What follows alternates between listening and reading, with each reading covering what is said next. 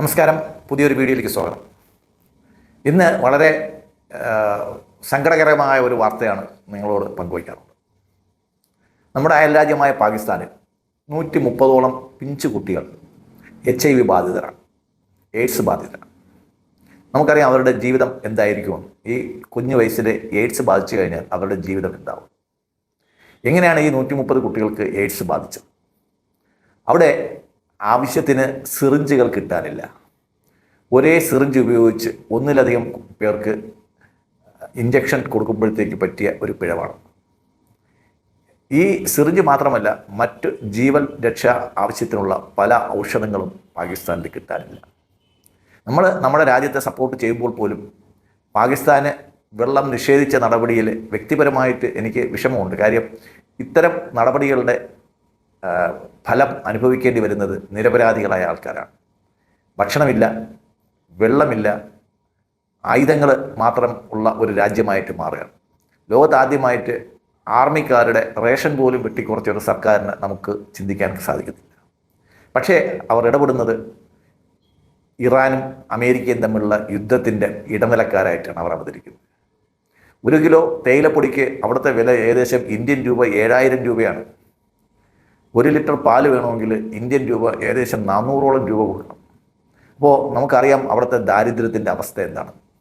ഇത് ഒരു രീതിയിലുള്ള അവസ്ഥ ഒരിടത്ത് നിൽക്കുമ്പോൾ രാജ്യത്ത് മൊത്തത്തിൽ നടക്കുന്ന എന്താണ്?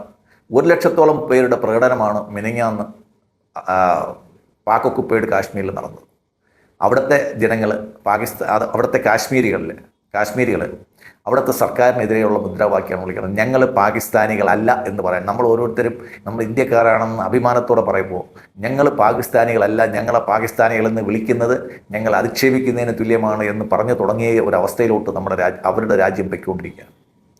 അവർക്ക് എങ്ങനെയെങ്കിലും അവിടുന്ന് തടി ഊരിയാൽ മതി എന്നുള്ള ഒരവസ്ഥയാണ്. നമ്മുടെ ഒരു മന്ത്രി പറഞ്ഞ പോലെ മതമാണ് പ്രശ്നമെന്ന് പറഞ്ഞിട്ട് മതം പ്രശ്നമാക്കിയിട്ട് ഇന്ത്യയെ ഒറ്റുകൊടുത്ത് അപ്പുറത്ത് പോയവരാണ് ഇന്ന് അനുഭവിക്കുന്നത്. എങ്കിൽ പോലും നമുക്ക് അവരോട് സഹാനുഭൂതിയുണ്ട്. ഇത് ഒരു സൈഡിൽ. അടുത്ത സൈഡിൽ തെഹ്രീബി താലിബാൻ എന്ന് പറയുന്ന TTP എന്ന് പറയുന്ന സംഘടന നടത്തുന്ന വിഘടന പ്രവർത്തനങ്ങൾ മറ്റിടത്ത്.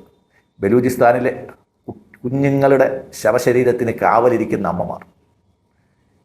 ഇത്രയും ദയനീയമായ ഒരു അവസ്ഥയിൽ കൂടെയാണ് നമ്മുടെ അയൽ രാജ്യം കടന്നു പോകുന്നത്.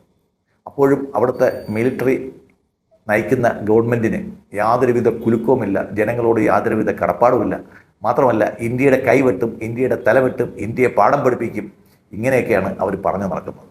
എന്തായാലും ഈ HIV ബാധിച്ച കുട്ടികളോട് നമുക്ക് അനുകമ്പ കാണിക്കാം. ഭക്ഷണവും വെള്ളവും അവർക്ക് കിട്ടണമെന്ന് നമുക്ക് ആഗ്രഹമുണ്ട്. പക്ഷേ അവർക്ക് അത് ആഗ്രഹമില്ലെങ്കിൽ, അവരത് ഡിസർവ് ചെയ്യുന്നില്ലെങ്കിൽ നമുക്കൊന്നും ചെയ്യാൻ സാധിക്കില്ല.